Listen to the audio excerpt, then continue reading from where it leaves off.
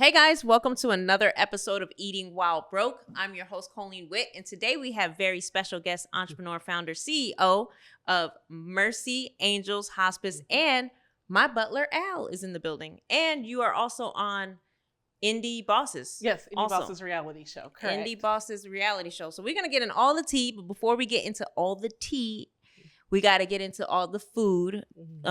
Special shout out, this is my breakfast for today. So what are you going to have me eating? Today, we're making my struggle meal, which is spaghetti. We're going to do some butter and Parmesan cheese. Butter, Parmesan cheese. And for the seasoning, it's just salt and pepper. Just regular salt and pepper. Okay. Here we go. All right. Get in the kitchen. Get it cooking. Let's get into it, y'all.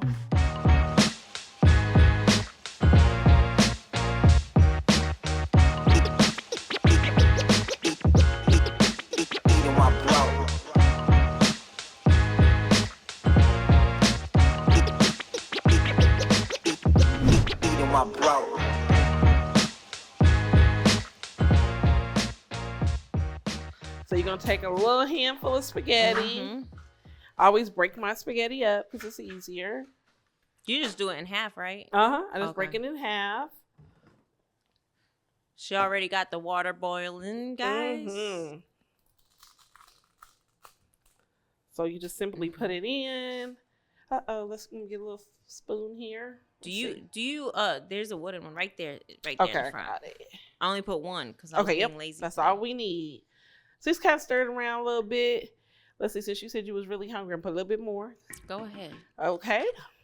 So take me back to what was going on during is this Parmesan butter spaghetti? Is that what it's called? Yep. Are you going to give it a fresh name? I never gave it a fresh name. My kids just kind of knew that, this is what we going to have for dinner, Did they ever roll their eyes, or did you do this when they were little and they loved butter noodles? Well, I did it when they was littles all the way up to they was teenagers. Oh, they got sick of it. The oldest one was a teenager, yes. They were so sick of it and sick of me.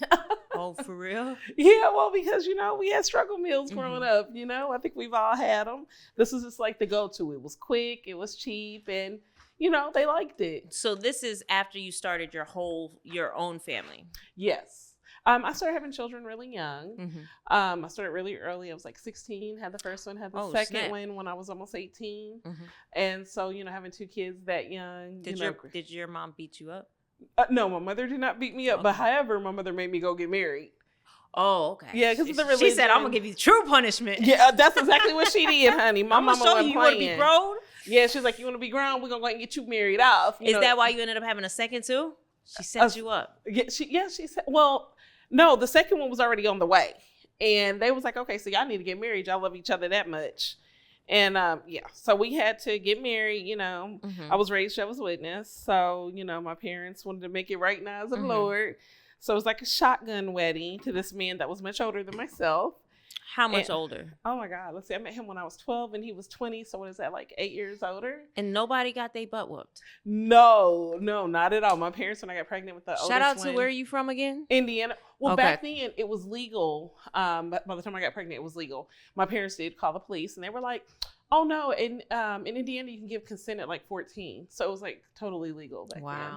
So so got married to him, and which of course it didn't last. I found out he was crazy as hell. That's why he had to date a teenager. I bet. How did your parents get him to get married too? Because you had to get both parties on board, right? Right. It wasn't really hard to convince him. Think about it. He has like a 17-year-old girl he could marry and somewhat manipulate. Yeah. True. Yeah. So he was crazy when you know the facts. Okay. Or is this looking back? This is looking back. Okay. At the time, I thought he was the best thing since sliced bread. Okay. I never knew how crazy this fool was. Was you happy when you was getting married? I thought I found my Prince Charming. Okay. You couldn't tell me nothing about this one. So it lasted, you said a couple months? Yeah, well, not even that long. My parents weren't done paying for the wedding and I moved back home because this fool was crazy. Like really nuts. Really? So then you ended up being a single mom? Yep, I was a single mom, and as a teenager. Yeah, as a teenager. Did you get to finish school? Yes, I did finish school during summer school. So I did finish. And then after that is one of those things. Well, I was still a wild child just because I had kids. Don't mean I was settled down none. Yeah. So, of course, my parents, you got to move out if you're not going to do X, Y, Z, you know, being a teenager, a smart ass. Of course, I was like, yeah, of course, I'm gone. With 2 babies? With 2 babies. I said, I'm going to go find me an apartment. Well, thank God, back then in Indiana, apartments were nothing but $500 for a 2-bedroom back then. But still, I mean, I'm sure to make that money, what were you doing to make the money? A little bit of everything, stripping So here and there. And I was stripping, probably selling it a little bit. But okay, so this is kind of unique because you come, it sounds like, from a more religious family. Religious 2-parent household. Who did not whoop you. Because I had another guest on the show who had a baby when she was like 14. I said, I know you into the witness protection. She was like, girl, I ran. I said, you better have. Well, okay, so I ain't gonna say they didn't whoop me because, you know, Jehovah's Witnesses back then believed in beating their kids. Okay. I was just a hard-headed one. I was just very headstrong. Okay. Oh, yeah, one time I snuck out the window when I was 12. Let me tell you what my mama did to me. My mother had woke up and realized I wasn't in the house. Mama, I was around the corner with this boy. My mama snatched me when I was trying to sneak back in that house. She snatched me so hard through that window shattered. And then my mother grabbed me by my throat, literally took a switch with the other hand, marched me around to this dude's house, and beat the hell out of me in front of his front yard. True story. I call that one the beating of my life. My mama wasn't hilarious. playing. And this is before kid 1 or 2. Yeah, this is for kid 1 or 2. Boy, I hope, Jesus, please don't let Zariah give me a run for my money like that. Okay, so fast forward, you're a single mom living on your own in an apartment. Yeah. At this point, it seems like you have the hustler spirit. You're doing whatever, shaking, doing what you got to do. Yes, I worked at the bank, and then on weekends, I worked at a strip club downtown Indianapolis.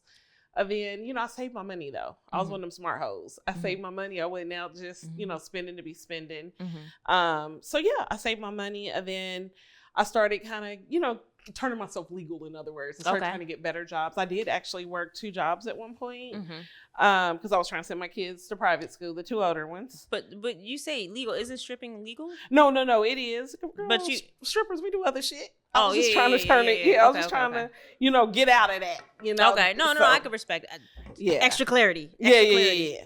So so from there, I started. I was a flight attendant. For many years. Free flights. No money. Yeah, but I had free flights. I was so you and the kids could travel. Yeah, me and the kids. They never did. They stayed with my grandma. Girl, I had to hit the road. Your grandma, the mom that whooped you with the switch? No. My father's mother. My grandmother was really like my rock because, you know, if nothing else, I could always go to grandma. Grandma made it right. Okay. And that was part of the problem. Grandma always interfered. I'm over here trying to do the timeline. Girl, you don't mix it up. Okay, so she was looking out for you, watching the kids. Yeah, she watched the kids. Yeah, my grandma, she was part of my my posse. Your village. Yeah, she was my village. She was your village. So she really helped me a lot. She actually raised all 3 of my kids for me because, you know, I was a wild child. Oh, you had a third? Yeah, I had a third one when I was 23. I gave birth to my 3rd daughter, and I was still wild. I mean, honesty, that one went home from the hospital with my grandma. I was back out in the club on Tuesday. I had her on, I think, a Sunday. I was in the club Tuesday partying.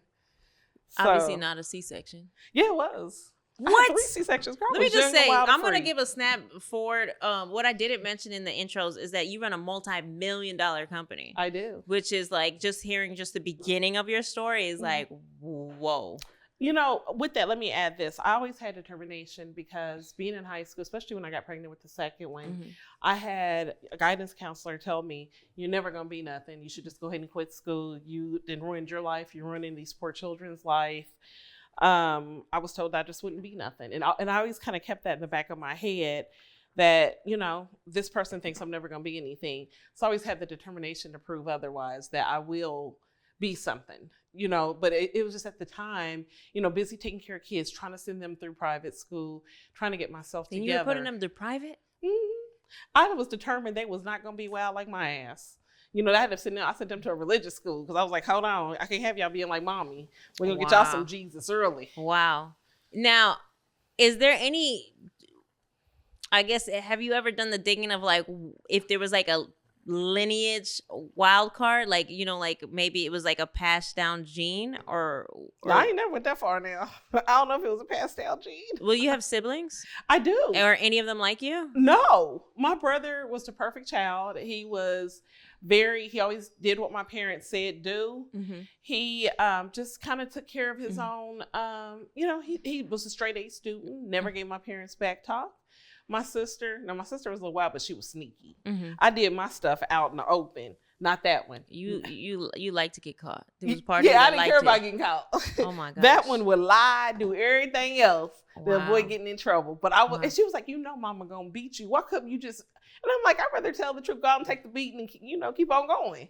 Oh my goodness. Yeah, I'm telling you. So at what point after the third baby, I'm guessing, is this? Can you inch me closer to Mercy Angels? Okay, so is that the first thing? No, actually, it's not. Oh, okay. So what happened after story. Okay, yes, after I finished being a flight attendant, it was one of those things where I was tired of flying. I wanted something where I could be at home more. So because my kids was getting older, I was 32, going to become a grandmother because my oldest daughter was going to have a baby, and at 32. Yeah, at 32, I was going to become a grandma. So I said, well, let me go ahead and find something I can do at home. So I quit flying. And plus that oldest one had got a little wild there for my grandma.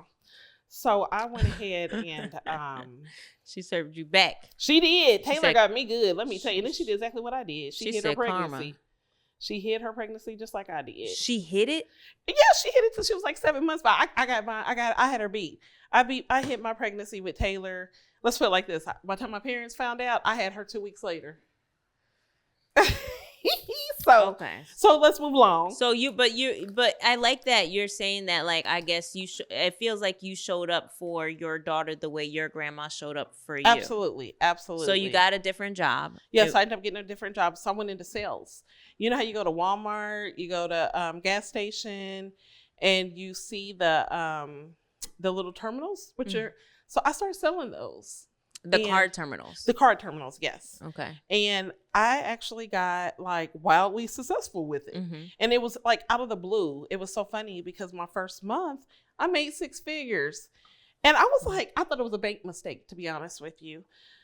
So we called the company, me and the bank, because I'm thinking, shit, I'm about to go to jail. Yeah. So I called the company and they were like, oh no, that's your commission checks. I signed up over 100 accounts my first month. Just talking to people, being out and about, laughing, talking to people. Okay. And so when I made that kind of money, I said, ooh, because I couldn't grow no more in Indianapolis, if I'm going to be honest. I just could not do it no more. So I said, you know what? One night in the middle of the night, I said, I'm going to move to California. It was a snowstorm going on in February. And where were your kids at? Oh, by that time, the oldest one, she already had her own apartment. Her and her boyfriend was living together. She had just had another baby. And the middle one, she had already moved out. And the youngest one, well, she was a wild child too. So she was living with my oldest daughter. Me and her can get along then. Okay. So, so you could actually just say, I'm out. Yeah, I'm out. And that's exactly what I did. I didn't tell nobody I was moving. I just got in my car in the middle of an ice storm and took off driving. So I ended up driving. But are you still keeping the terminal job? Yeah, because that's what I came out here to do. Okay. I said, I'm going to expand my business. So I I got out here, signed a couple of accounts up, and I was also doing business loans for different people. Okay. And so I met this broker, and she was like, hey, this guy want to sell his home health. Let me introduce you to him. He wants to what? Sell his home health out here. Okay.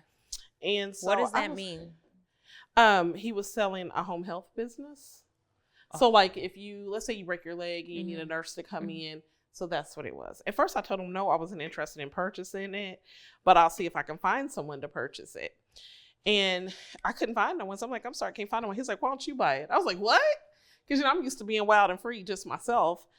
And so when he said it, I said, well, let me think about it. So after 2 months of thinking about it, and at the time they had the biggest contract in Southern California. And so I was like, well, send me the financials. So he sent me the financials over. I had my attorney review it. And they actually said it was a good deal to buy. So I went ahead and purchased it. Why was he selling it? He wanted to do something else. He was actually going into the cannabis business. Oh, okay. So that's what he wanted to do. So I went ahead and purchased it.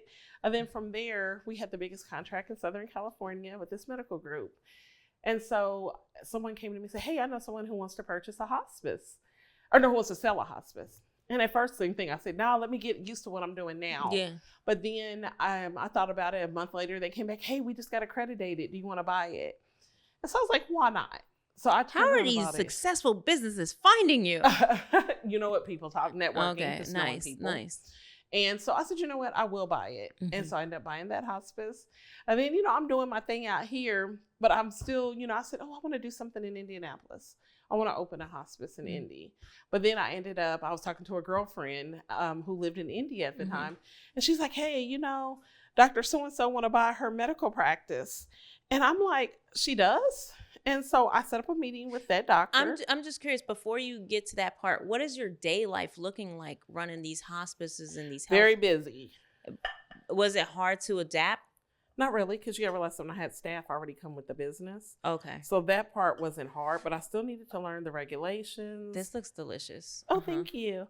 I still had to learn the regulations. I still had to learn. No meat, guys. That's how you know she was struggling for real. Right, yeah, no She meat. couldn't afford it. No meat. So I had to learn the regulations and stuff myself. But you were very young. Was there any issues even running a company looking young? Mm-mm. Okay. No, I'm going to say back then my biggest challenge was with that certain medical group that we had the contract with. The doctor was very disrespectful towards me because he was nice at first till we did a Zoom, and he was like, turn your camera on. I did not want to turn my camera on with this man. I turned my camera on, and I feel like once he seen I was a black woman, that's when all hell broke loose. Oh, he was a white guy?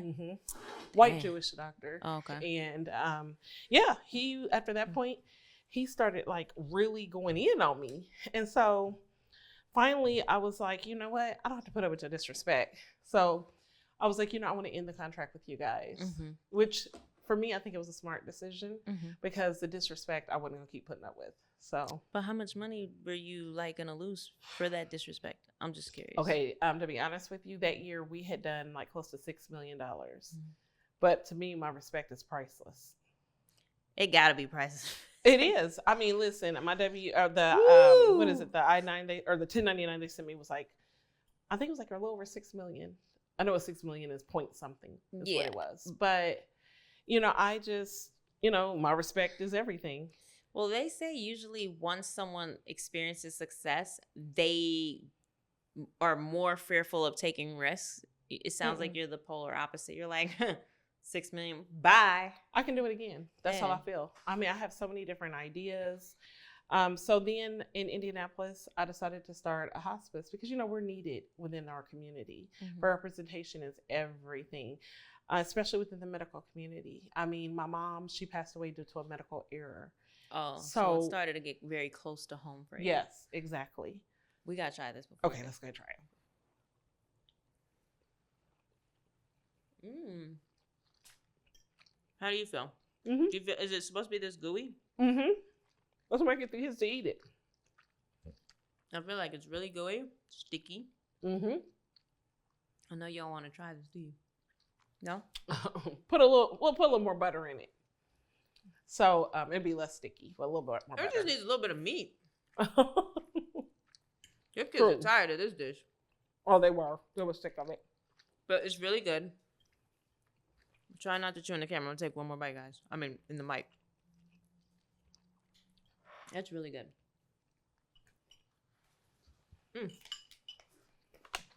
I don't know if it's because I'm hungry, though. I would definitely say try somewhere you're not hungry and let me know. How long did you have to think about the turning down the deal because of the disrespect? Like, it took me a while. It wasn't an overnight decision. It was just, when you take government funds, with Medicare, Medicaid, you have to be very careful with that type of stuff. And once the doctor was talking to me any kind of way, his team started disrespecting my team. I was like, it's not worth it no more because I don't know what this could lead to. All money's not good money. Okay. That's one of the first things I learned in business. Sometimes it's better to walk away.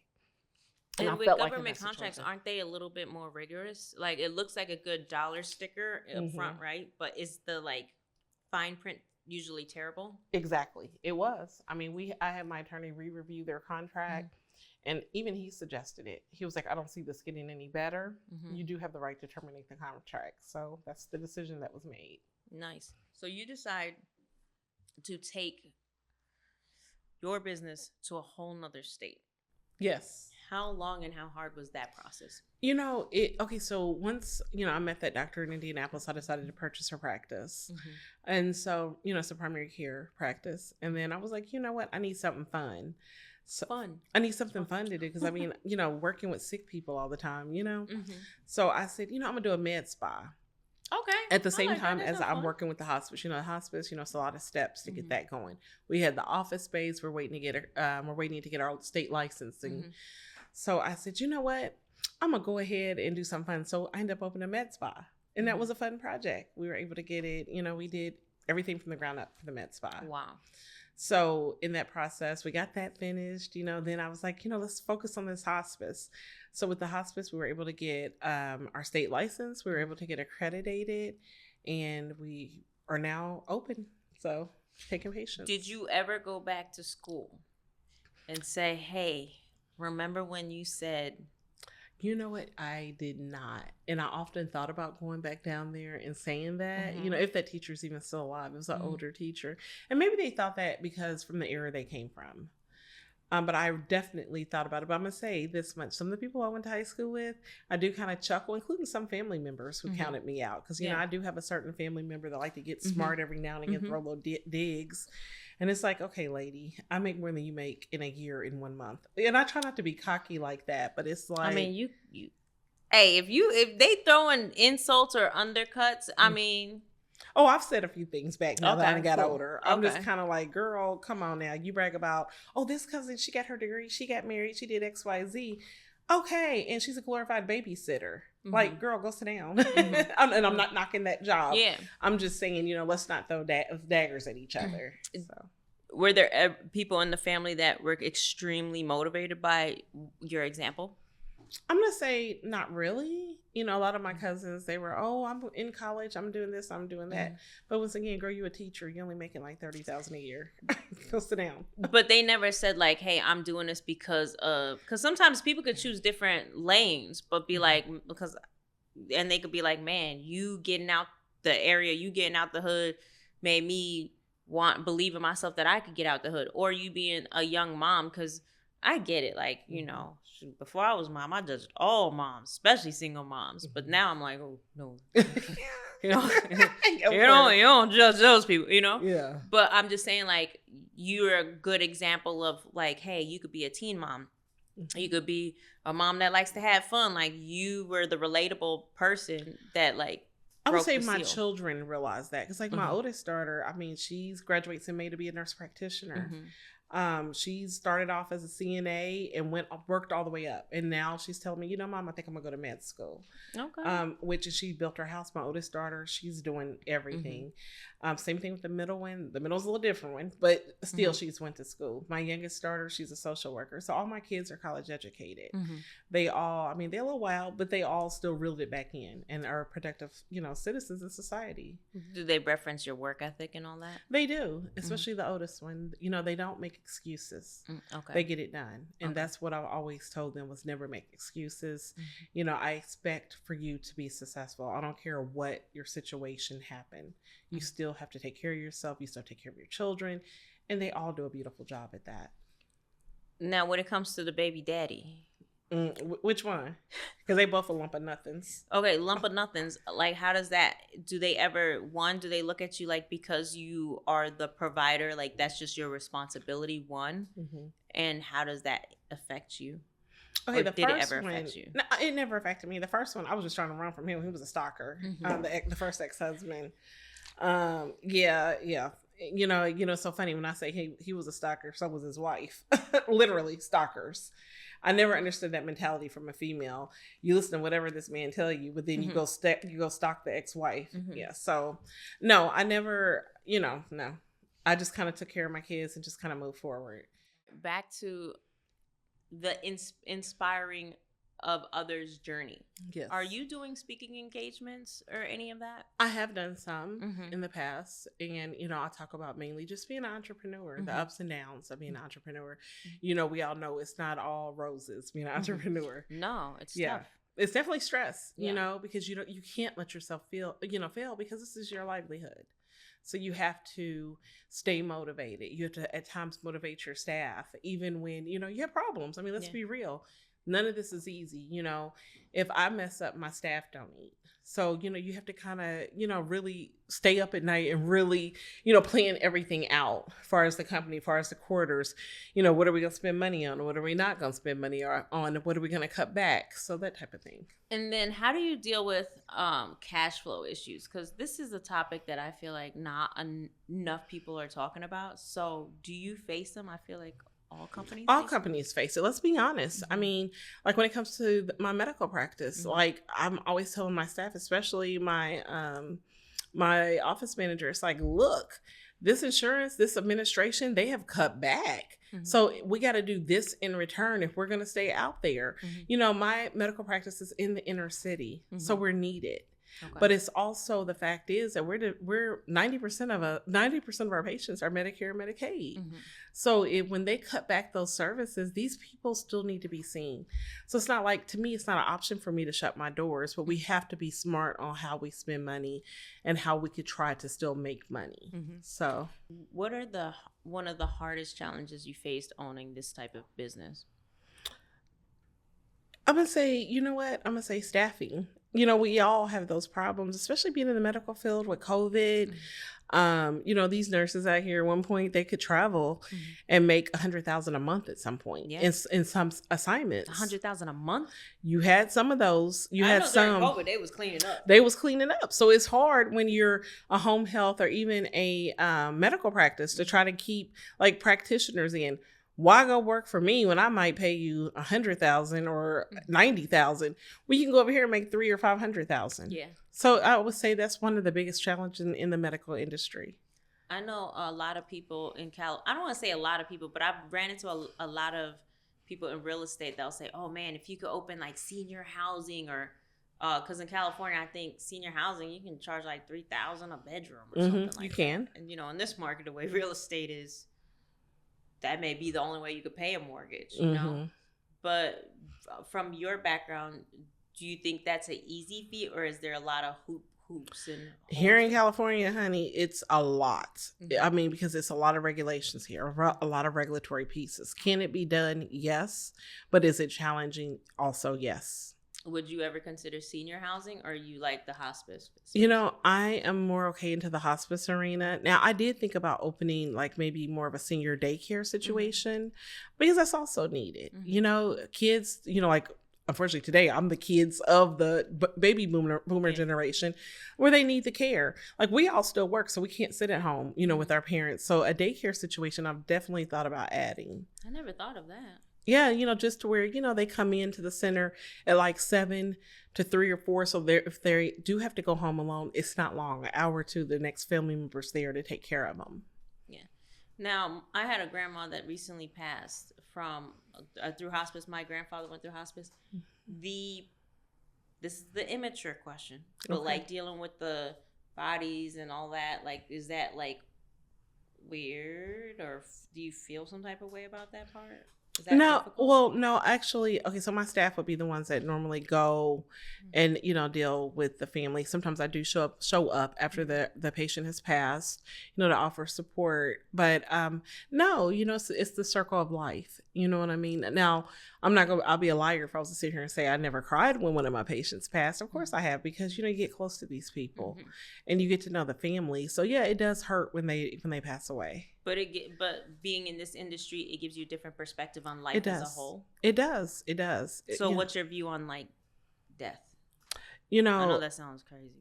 My view on death, once again, it's a circle of life. So, the sun goes up, the sun goes down. And so we all have a time, and, when it's up, it's up. You know what I mean? I think life is short. Life is precious. I think when death comes around, I think a person should be at peace. I think they should have comfort. Yeah, that sounds really good. Like, I was going to say, what do you tell family members that are dealing in that hospice space? Because that hospice space is very difficult because it's coming. But, when you love a loved one, you're like, hell no, fight a little bit longer. But you kind of know the position that they're in. But I think what you just said is kind of beautiful. You want the person to be at peace. Ultimately. Yeah. And, our job is to keep them comfortable and still offer support to the family. I rely heavily on our chaplain and our social worker. So, do you currently have spaces in both California or just No, I have California and Indianapolis. In Indianapolis. Yes, and in trying Indianapolis. to put you in a different state. Indianapolis. Okay, so you have both. Yes. Where does My Butler Al come along? Okay, so during that whole, COVID / unrest, civil unrest with the police, killing, in my opinion, innocent citizens. Mm-hmm. I used to be like everybody else. I would get on, some of those other apps, and really mouth off on them. I believe that with you, Totally. I was vicious on there. I got tired of getting put in that other app's jail, or either getting my account suspended because I done told somebody off. And so I said, and this is actually back then, I said, I'm going to create my own app where I can say what I want to say, where I ain't censored. Okay. Now, let me explain this app. Y'all can say what y'all want to on there, but y'all can't threaten people and y'all can't, it's still boundaries. Yeah. But just because you don't like a comment or I don't like a comment that you say to someone, no, I am not going to put you in jail. I'm not going to deactivate your account because, those other apps, they censor us. And I don't think we deserve to be censored. Especially, I've noticed, I'm just going to say this, that when it comes to us and we give our opinions on other things, on some of their cultural things, the first thing they want to do is throw us in jail. They want to deactivate our accounts. And I've heard this from countless people. So I just want to take the censorship away on both sides. I feel like, let's make it a fair fight. So there's no algorithms or anything? No, we don't have algorithms. Now, how hard was that jump to go from this service-based industry to tech? Because tech is its own nightmare. You're right about that. So I had to do a lot of research. I actually had to find developers that were on board to do what I wanted them to do. So during my research, I found some developers just said, no, it won't work. I don't want to take your money. And then I was like, why won't it work? We have all these different apps. Why come mine won't work? And they were like, oh, enough people. It's a waste of time. Is what I kept hearing. So finally, I kept on. I'm determined. I said no, because I would talk to several people. I did my research. Hey, would you get on the app if you were not censored? And if let's say this app allowed you to do advertisements for like $1 a week and $5 a month verified check marks, would you do that? Because we all know what the other people charge. Absolutely. Who's doing that? That's all I ever heard. Okay. So I found some developers, told them what I wanted, what my ideas was, told them other things that I'm going to be adding in that we're still working on. We're going to still be doing upgrades to this app. And they've been on board with me. So. Wow. Okay. And are you at any point feeling overwhelmed and just juggling all three businesses? Of course. Because I know your title CEO versus like investor or just owner. So that means you are putting out fires left and right. I am. Right? I'm constantly I stay busy, so I am constantly putting out fires. I'm constantly, at the same time, hey, I got to see how we going to make money. Hey, how are we going to market? How are we going to do this, and that? So yeah, I stay up all hours of the night, talking, doing whatever I have to do, hell, I do my own billing at my practice. So okay. So I'm constantly, I'm hands-on with everything. That's great. Yes. Do you do collections? No, I make the staff do the collection. Okay. I don't want people getting too mad at me. Yeah, because yeah. So when it comes to scaling a business, at this point you went from California to Indianapolis. Yes. Finally got it right. Indianapolis, that's still technically a scale, right? Or is that considered like a lateral move? I would say a lateral move in a lot of ways. Indianapolis is easier to do business because Indiana is an at-will state where, here in California, y'all got them rights out here. So it's just easier to do business in Indiana. Okay. Awesome. Okay. Well, where did Indie Bosses come along into the play? It's funny. Okay, so a year ago, I was scrolling on that other app, and I love how you're not even saying it. Don't say it. Don't give no credit. Not at all. My Butler Al, guys. That's right. Go and download it. So I was scrolling on that other app, and I seen Coach Trina do a casting call for Indie Bosses, and I thought, I'm going to go just to see what this is about. Okay. And so I ended up showing up. And it was funny because when I got there, it was like someone of a line. I'm going to say it was maybe 7 or 8 people in front of me. I was like, man, I ain't got time for this. I'm about to go. But then someone told me, no, just sit down, wait, let's see. So it was so funny when I went back there. I had never met her before. And so, well, I didn't realize I had actually known her from the past, but at the time I didn't remember her. Coach Trina. Yes, Coach Trina. She teaches people how to do home care in the surrounding states. Okay. So I go in there, they're like, hey, what do you do? So I introduce myself. I tell them what I do. And then, we all got to kind of laughing and joking. Of course, I tell them about the 5 ex-husbands. The whole room erupted. You're hilarious. And I told them, I was like, hell, it was them. They was at fault, not me. Hell, I was the perfect one. And so I don't know. Your picker may be off. Okay. You at some point you gonna have to blame. No, you. It was me. It was your some picker, of it was me. It was your picker. Yeah, I have to agree. It has to be your picker. It may not be you, but your picker. Yeah, I totally agree. So I had the whole room cracking up. And it was funny because the next day Trina called me. She was like, oh yeah, we want to have you on as a cast member. I said, awesome. Yeah. And so after that, we had the conversation of me going on to be a co-executive producer. And so then that's my other title is I am co-executive producer of Indie Boss's reality show. Wow. Yes. That's a big jump from cast to executive. Yeah. You know how to negotiate. Of course. I need to write me a book, talk about the art of negotiations. For real.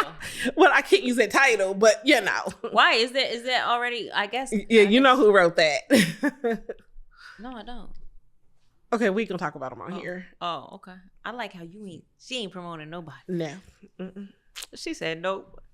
All right. Well, what are some tips that you could give to other entrepreneurs trying to get in the game of home care or not? What do you call? Well, I do skilled nursing. Skilled nursing. Yeah, I do skilled nursing is what I do. I would say do your research. Mm-hmm. That's the first step. Find out what your state regulations are. And then, and once you do your research, hire a consultant and a great attorney. Because they will help you steer past a lot of the red tape. They will help you, they will help you get set up.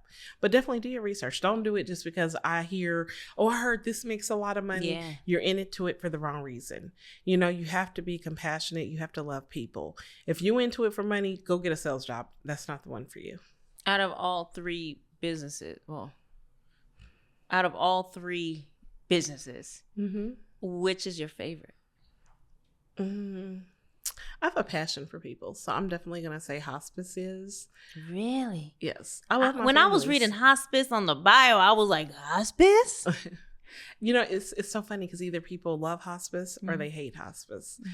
And I really love working with the families. You really get close to those people. You really get to know them. Mm-hmm. And even when their loved one is gone, we still keep touch with them. So they know that they can call me at any time, whether it's to pray, cry, or whatever needs they have. They do not have that type of love in California because they be out. and that's it. Yeah. That's it. Yeah. I know my grandma's like, she fell in one.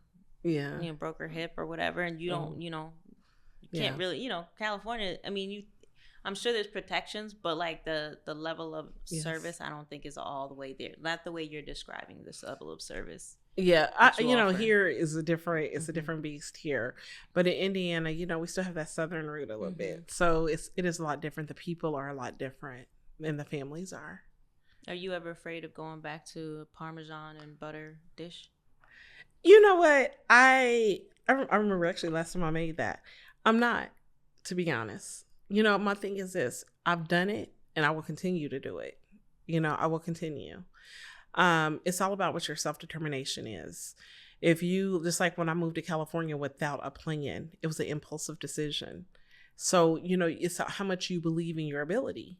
Mm-hmm. And I knew that I wasn't going to come out here and be homeless. I just loaded up my car and started driving. So.